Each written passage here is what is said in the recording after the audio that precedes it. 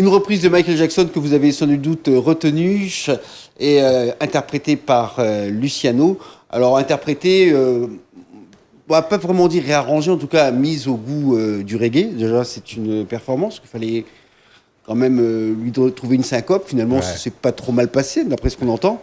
Les voix de tête, on a essayé de les garder. Et derrière, il y a quand même un bel arrangement. Alors, qui sont les musiciens qui ont participé à cette... C'est les musiciens comme ça. Hein. Il y en a les cuivres, Esler et Taïton. À la basse, sur ce morceau-là, il y en a David Mansart. Pascal Gabs, batterie. Guino Alexis a fait tous les claviers. Voilà. Et puis moi, m'a fait les chœurs, tous les voix. Ah, tu as fait toutes les voix? Ouais. On n'est jamais mieux servi que par soi-même. Comment? On n'est jamais mieux servi que par soi-même.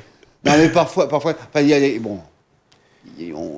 à l'avènement des multipistes, les chanteurs des années 60 ont redécouvert la possibilité de travailler tout seul. Le premier, tout le monde a vu le film Ray, où on le voit tout enregistrer lui-même, virer les chœurs, etc. Donc, c'est pas ça l'histoire, mais disons qu'il y a cette possibilité-là. Il faut encore pouvoir le faire. Oui, si c'était un morceau, mais je pense que, d'ailleurs, sur l'album, c'était un morceau, moi, j'ai fait tous les chœurs moi-même. Et il y a des morceaux, il fallait voir des voix différentes, parce que voilà, ils sonnaient. Moi, faisant tous les chœurs, ils ne sonnaient pas comme ils voulaient, quoi. Tu vois. Donc, il fallait des voix de filles de temps en temps, sinon d'autres voix, voilà. Donc, c'est toujours la musique qui décide, en fin de compte, de l'affaire. Alors, justement, la musique décide, et quand on se lance dans l'interprétation d'une chanson de Michael Jackson, qui est considérée sans doute comme l'artiste pop majeur de cette, même pas décennie, ces 100 dernières années. Je veux dire que c'est l'artiste majeur, qui en plus, qui vient de la soul music, de la Tamla Motown, qui évolue et qui réussit à faire ce qu'on appelle plus qu'un crossover, et qui touche à un public extrêmement large en y ajoutant des guitares un peu rock, avec le guitariste de Bon Jovi ou Slash, par exemple. Des Thrillers qui sont les albums les plus vendus au monde, celui-là en particulier, avec des productions énormes, où Quincy Jones interviennent dedans, etc. Quand on entend ça, quand on regarde, on se dit, bon, on va laisser ça dans la discothèque, hein, et puis on va écouter tranquillement.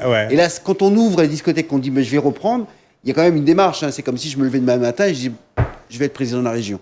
Il y a un peu un truc comme ça, quoi. Peut-être, c'est...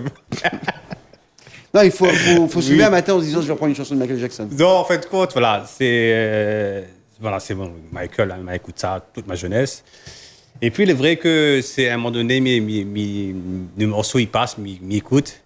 Et puis, en fin de compte, c'était quel concert, m'a appris la guitare, tout le temps de faire la balance, et m'a joué. Les gars la grève dessus. Et putain, ça fait sonne, quoi. Ça sonné tout de suite. Ouais, ça fait sonne direct. Mais direct en reggae. Par contre, la voix te sonne pas. Oui, là, il faut travailler un petit peu. Ouais. Donc, nous, on a fait sonner direct, quoi, tu vois. Waouh! Et puis, du coup, il me dit, bon, bouge pas, on m'a rien dit. Il m'a parti faire le travail avec Guy Noël, justement, en studio, on faisait tout. Il fait la programmation des batteries, nanana. Et puis, arrivé pour enregistrer, on amène le truc, les gars, la joué, et puis voilà, la roulé. Ça s'est fait spontanément parce qu'il y a un truc qui collait. Voilà, c'est ça. Donc, sans autre prétention. Non. C'est bien. C'est bien parce qu'au final, c'est réussi, c'est vraiment un truc de musicien. Donc, c'est pour ça que même quand on écoute, du coup, je pense que tous ceux qui ont écouté la version que tu as faite, sont repartis écouter la version de Michael Jackson. C'est forcément, ouais. Hein? Elle est partie, même partie comparée. Il y a sans doute l'intro qui est plus courte pour la tienne. Hein? L'introduction est plus courte. Oui, dans ta version. On enlève tout ça parce que déjà le morceau est long, sinon trop. C'est vrai que c'est un morceau qui est très long. Mais finalement, c'est assez proche de la version originale, même si c'est un reggae. Et on a conservé les arrangements, même les voix de tête, etc.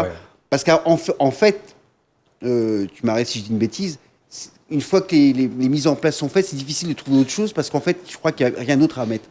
Moi, je pense que c'est tout ça. Moi, je n'avais pas la prétention de changer tout. Déjà, pour moi, c'est une prétention de changer tout. Parce que c'est quand même l'arrangeur derrière, c'est quand même Greg Finnegan, réalisateur Quincy Jones. Donc voilà. Voilà. Et puis voilà, tester. Voilà, on se calme justement. Voilà.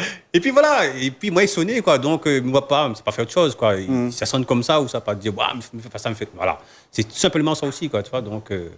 Oui, c'est ça. En fait, c'est ce qu'on ressent dans le morceau. Il y a beaucoup de simplicité, d'humilité quand tu le reprends.